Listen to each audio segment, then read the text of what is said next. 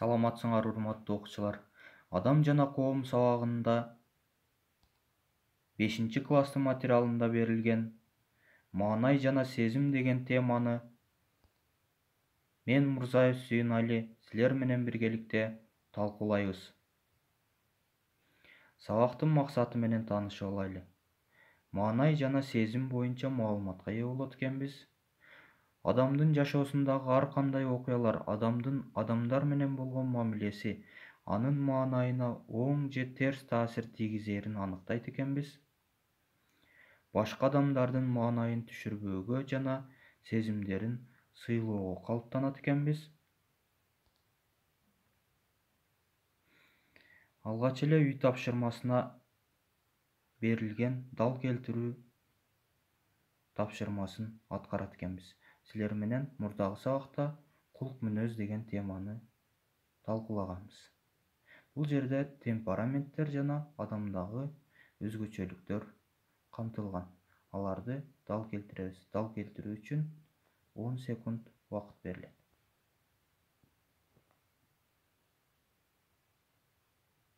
Азаматсыңар балдар. Холериктер булар ишке күжүрмөн, өзүнө өзү ишенген адамдар болуп эсептелет. Меланхоликтер болсо сезимтал адамдар. Ал эми сангвиниктер сөзмөр, ишке жөндөмдүү адамдар болуп эсептелет. Маанай жөнүндө түшүнүк.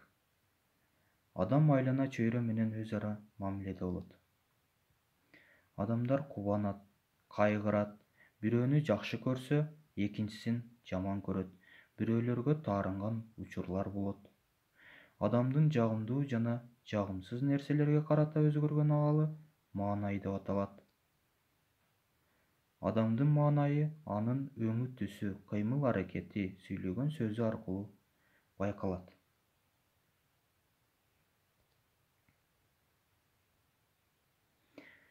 Адамдын жашоосундагы ар кандай окуялар адамдар менен болгон мамилеси анын маанайына оң же терс таасирин тийгизет. Маанай сезимден айырмаланып турат.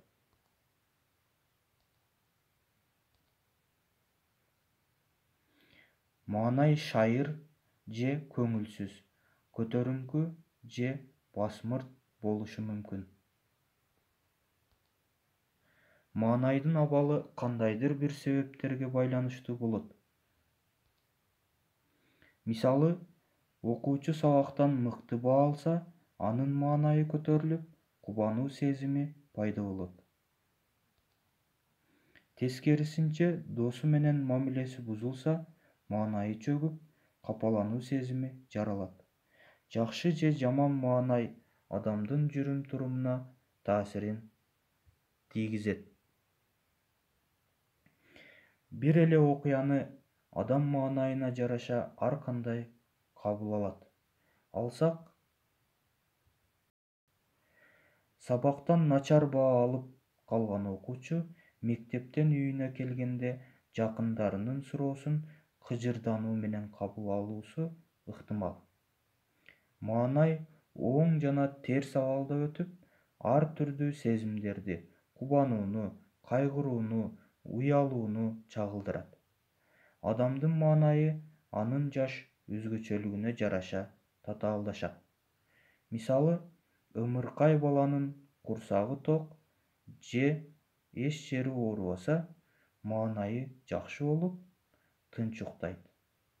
Оң маанайдагы абал баланын жүрүм-турумуна таасирин тийгизет.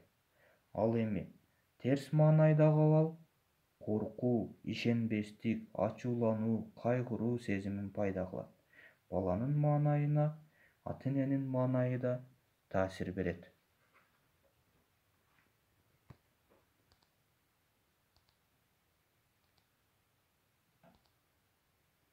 Сезим деген эмне? Сезим деген адамдын ички жана сырткы абалды сезе билүүсү, оң жана терс таасирди кабыл алуусу. Сүйүнүү, кубануу, сыймыктануу, капалануу, ачуулануу жана коркуу. Булардын бардыгы адамдын сезимдери. Сезим адамдын жаш курагына жараша өзгөрүп турат. 3-4 жашар баланын сезими туруксуз болуп, өзгөрүлмөлүү болот. Бала кубануу сезиминен тынчсыздануу, капалануу сезимине тез өтөт. Анткени бала курбалдаштары менен ойноп жаткан мезгилде маанайы жакшы болуп, кубануу сезими жаралат. Бири-бири менен оюнчук талашып, уруша кетишсе,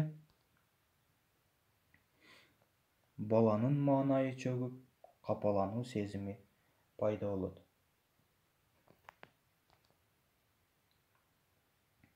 Ал эми 6-7 жашар баланын курбалдаштарына болгон сезими 3-4 жашар баланыкына салыштырмалуу туруктуу мүнөзгө ээ.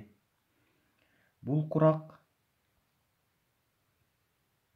7 жашар баланын мен деген сезиминин жаралуу мезгили болуп эсептелет. Эми баланын мурдагы ойногон оюнчуктары же баалаган буюмдары кызыктырбай калат. Ал жаңы нерселерге маани берип, оюн менен байланыштуулары акырындык менен четте калат. Бала өз сезимдерин таанып, аларга аң сезимдүүлүк менен мамиле кыла баштайт. Сезим деген адамдын ички жана сырткы абалды сезе билүүсү, оң жана терс таасирди кабыл алуусу болуп саналат. Ар бир адамдын сезими жеке өзгөчөлүктөргө ээ болуп, калыптана берет.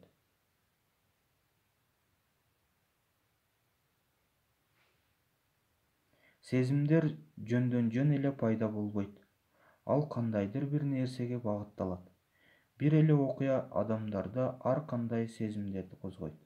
Мисалы, кайсы бир предмет боюнча сабактын болбой калышы жалкоо окуучу үчүн жакшы маанайды жаратып, кубануу сезимин пайда кылат.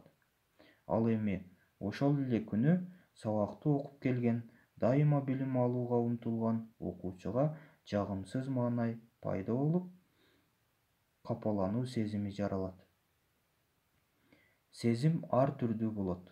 Мисалы, ата-энеге жана улууларга болгон сый-урмат сезимдерди, досторго болгон достук сезимдери, адилеттүүлүккө умтулуу, жаратылышка суктануу жана эмгекти сүйүү сезимдерин өстүрүү адамдын жашоосун көрктөндүрөт.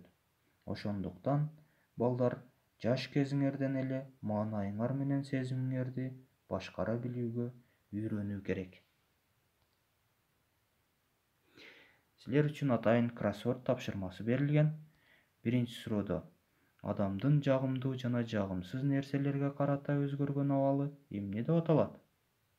Албетте бул маанай болчу. Экинчи суроого көңүлүңөрдү бурабыз. Ар бир баланын ата-энесинин пешенесине бүткөн сөздү улайт экенбиз.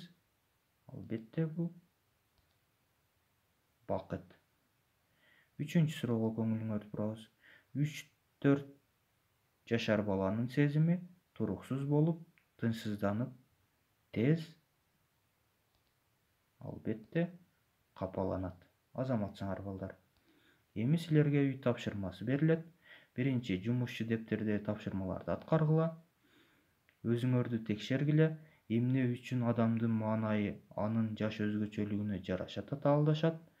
Маанай менен сезимдин айырмасы жөнүндө айтып бергиле.